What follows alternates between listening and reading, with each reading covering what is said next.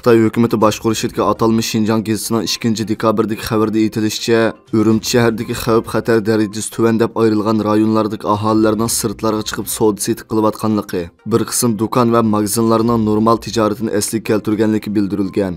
Xabarda aytilishicha, yemek-ichmak sohasi eng qizigan turlardan bo'lib, nurg'un zakaslarning topshirib olinganligi, yana turkum kishilarning savdoga kelayotganligi alohida ta'kidlangan.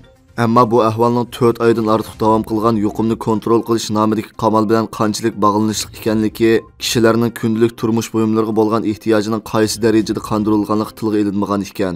Xitoy hukumati navbatda virus yuqumining tuvanlayotganligini ta'kidlash bilan birga, Sharq Turkistonda yangidan bayqalgan virus yuqumdorining 7 nafar ekanligini, alomatsiz yuqumdorlar sonining 533 ekanligini e'lon qilgan.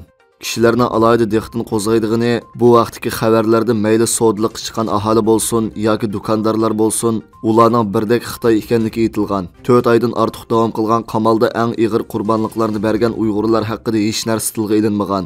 Xitoy hukumatining xabarlarida tilga ilinmagan Uyg'urlarning ahvoli ijtimoiy taratqularda jonliq aks etgan. Facebook va Twitterlarda tarqalib yurgan, tafsilotini dalillashga imkon bo'lmagan qisqa videolarda ko'rsatilishicha, virus yuqumidan bo'shatilgan Uyg'urlar tezdan qo'rovlarga to'planib, Xitoycha tilda qizil naqsh aytishga va bayroq chiqarishga tashkillangan ekan. Amerikadagi aqllar markazidan biri bo'lgan Erkinlik saroyining tadqiqotchisi Sarah Kok Germaniya to'lqinlarining bu vaqtdagi ziyoratini qabul qilganda, Xitoyda keng avj olgan fuqarolar namoyishi, bo'libmi Xitoy hukumatining 24 noyabr o'tapitiga qaytirgan inkaslarining biri sifatida hozir bir qism joylarda qamalni bo'shatish hodisasining o'tirib chiqqanligini, ammo buning qanchalik muddat davom qilishiga hozircha bir narsa demak qiyin ekanligini alohida ta'kidlagan.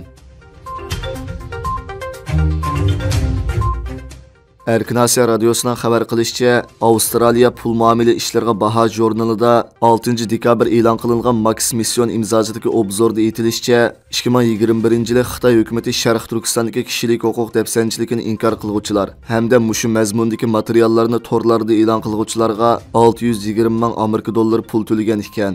Obzorda aytilishicha, Xitoyning birliksab bo'limiga aloqador bo'lgan bir shirkat 2021-yil iyul oyida atalmış Şinjan Uyg'ur avtonom rayonlik hukumatning TikTok munbiridagi bir tashviqot faoliyati uchunla 64 ming Amerika dollarlik bir to'xtamni imzolashga muvaffaq bo'lgan.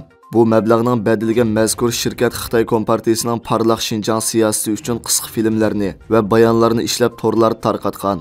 Atalmış Şinjan Uyg'ur avtonom rayonlik hukumatning mushxildagi Şinjan degan ajoyib makon, Şinjanga sayohatga boraylik degandek temalardagi tashviqot filmlarini ishlaganlarga yuqorisi 3 million so'm, taxminan 428 ming Amerika dollari, töveniga 800 ming so'm, taxminan 114 ming Amerika dollari pul to'lagan. Ya'ni kelib bu vaqtdagi 8 parcha to'xtam haligacha Xitoycha torbatlarda oshkora e'lon qilingan ekan.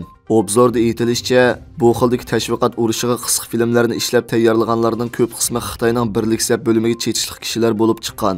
Bu filmlardagi Xitoycha yondashma tekstlarni inglizchaga tarjima qilishga qatnashgan tarjimonlar bu vaqt so'z qilib, to'xtam materiallaridan qaraganda bu ishlarga yolg'iz Xitoy hukumati emas, ya'ni birliksab bo'limi va soxta sistemasi aktiv qatnashganligini, bu ahvol Xi Jinping davrida mislsiz yuqori pallaga chiqqanligini bildirgan.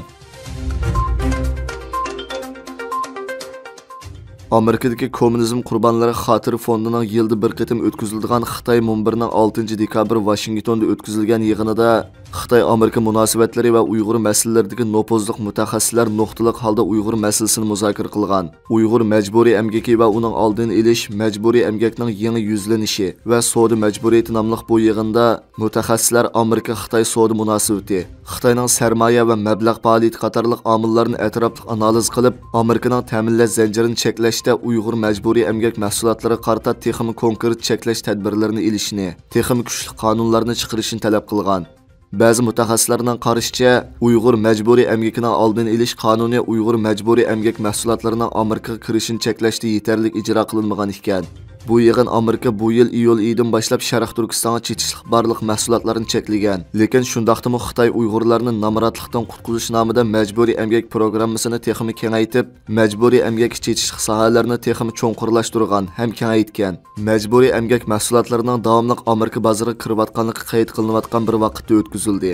Yig'inda mutaxassislar Uyg'ur majburiy emgakining oldini olish qonunini ijro qilishda yo'l qo'yilgan tadbirlar, buning Amerika Xitoy ta'minlash zanjiriga qanday ta'sir ko'rsatgan ekanligi. Bu qonun Uyg'ur eliga chetishlik mahsulotlarining import qilinishini unumli cheklayalamdi yoki Xitoy korxonalari bu cheklashdan halqib o'tyotamdi degan masalalarga bo'lgan qarashlarini o'ttirib qo'ygan.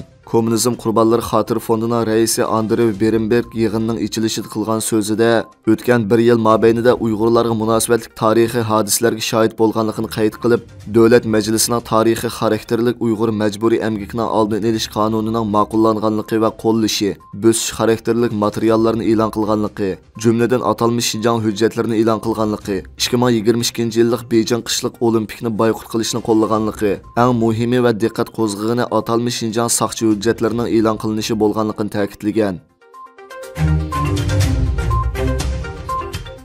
6 dekabr kuni Indoneziya parlamenti mutlaq ma'qullik bilan jinoiy ishlar qonuniga tuzish loyihasini ma'qullab, Indoneziya fuqarolari va chet elliklarni o'z ichiga olgan barliq kishilarning nikoh sirtida jinsiy munosabat o'tkazishiga yo'l qo'ymaydiganligini, homildorlikdan saqlanishni ma'ni qildiganligini, prezidentga va davlat hukumatiga tuhmat qilishni cheklaydiganligini bildirdi. Jinoiy ishlar qonuniga tuzish kirgizishda yana Marksizm, Leninizm bilan munosabatli tashkilotlarning faoliyati qatnashgan har qanday fuqaroning 10 yillik qamoq jazosiga hukm qilinishi belgilandi. Agar kommunizmni tarqitib tashviq qilsa, 4 yillik qamoq jazosiga hukm qilindi ekan. Dinning yadroliq ta'limotlaridan chetnab ketganlarga 5 yil turmada yetish jazosi berildi ekan. Indoneziyada islom dini, protestant dini, katolik dini, hindi dini, budda dini va konfutsiyachilik qatorliq 6 e'tirof qilingan din bor ekan.